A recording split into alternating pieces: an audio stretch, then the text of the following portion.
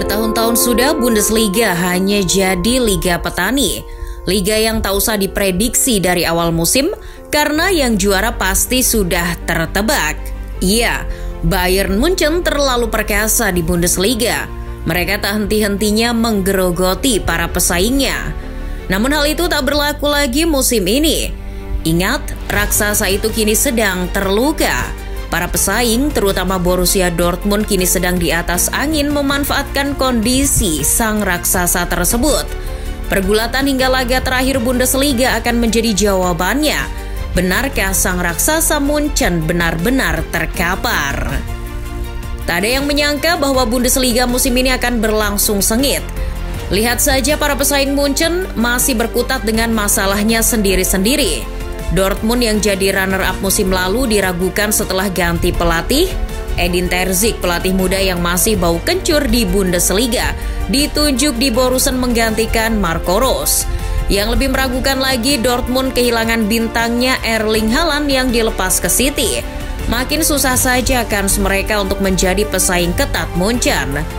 Leipzig juga masih belum dikatakan sebagai pesaing berat Munchen, sebab kekuatan mereka juga banyak berkurang awal musim ini, seperti Alexander Sørloth, Nordi Mukiele, maupun Ademola Lookman.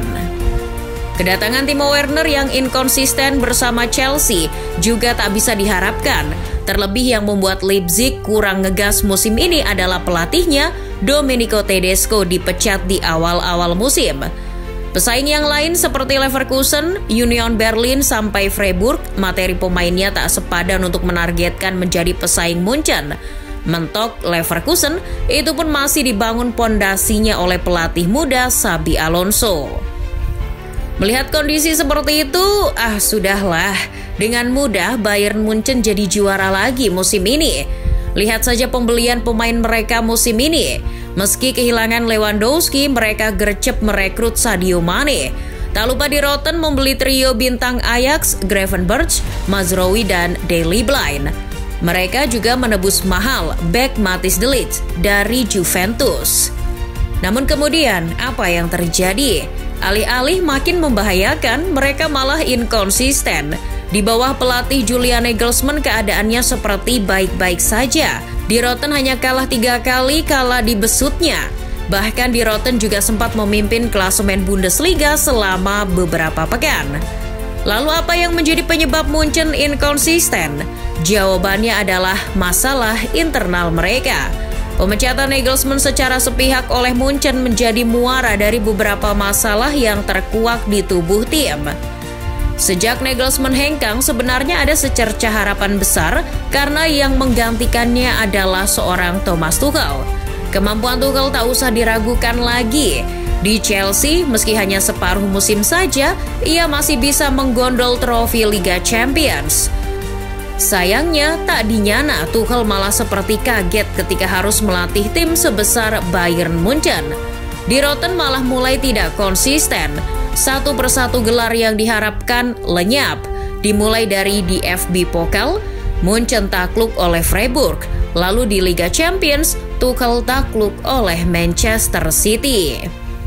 Terlepas dari itu semua, keadaan Munchen di Bundesliga ternyata berbeda. Karena awalnya asa untuk kembali berkuasa pun terbuka lebar. Ketika itu Tuchel mampu menang atas pesaing utama Dortmund 4-2 di laga pertamanya melatih Munchen.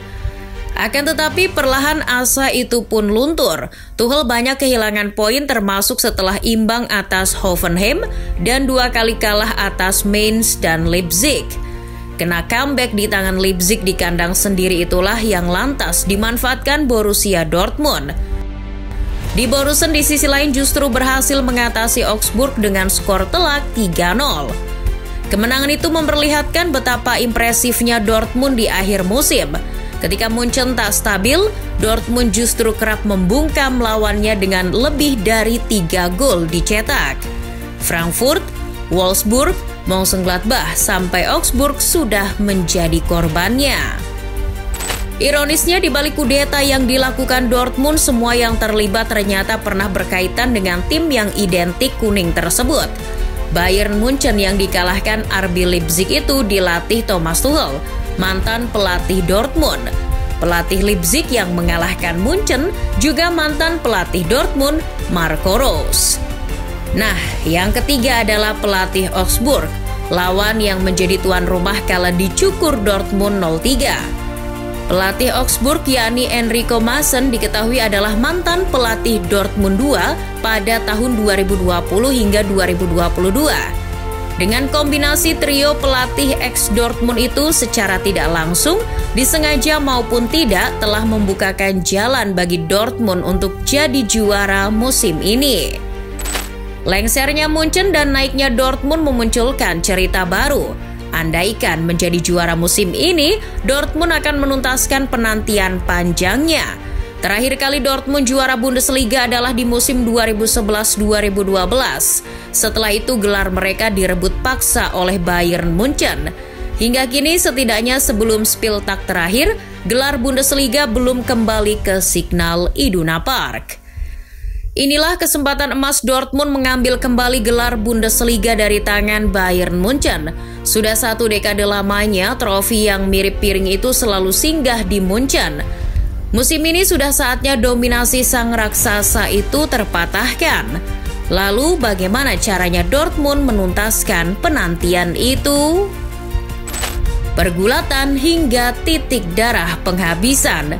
Itulah judul yang tepat dari persaingan Dortmund dan Munchen musim ini. Di Spieltag terakhir, kedua tim yang akan bersaing sama-sama menghadapi lawan yang di atas kertas mudah untuk diatasi.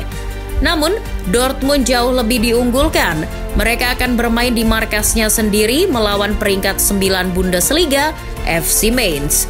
Walau pernah mengalahkan Munchen, Signal Iduna Park adalah tempat yang berbeda. Betapa sesak dan heroiknya seisi stadion dengan koreo-koreo khas dari para fans Dortmund. Hal itu akan menjadi faktor penentu Dortmund meraih mahkota musim ini. Lagi pula Dortmund juga diunggulkan karena kini memiliki 70 poin, unggul 2 poin dari Bayern Munchen. Di sisi lain, Di Roten akan bertamu ke markas FC Köln, tim peringkat 10 Bundesliga. Tentu Cologne adalah lawan mudah bagi Bayern Munchen. Jadi Munchen kemungkinan bisa meraih kemenangan. Tapi kemenangan atas Cologne tidak berarti jika Dortmund juga menang. Kalau itu yang terjadi, Dortmund yang akan keluar sebagai juara.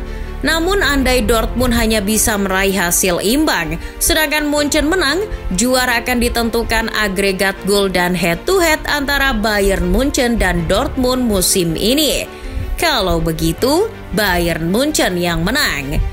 Atau jika ingin mempertahankan gelar, Bayern Munchen harus menang melawan Cologne, sementara Dortmund mesti kalah dari Mainz. Tapi itu sepertinya nyaris mustahil. Dortmund di Bundesliga musim ini baru kalah sekali di kandang.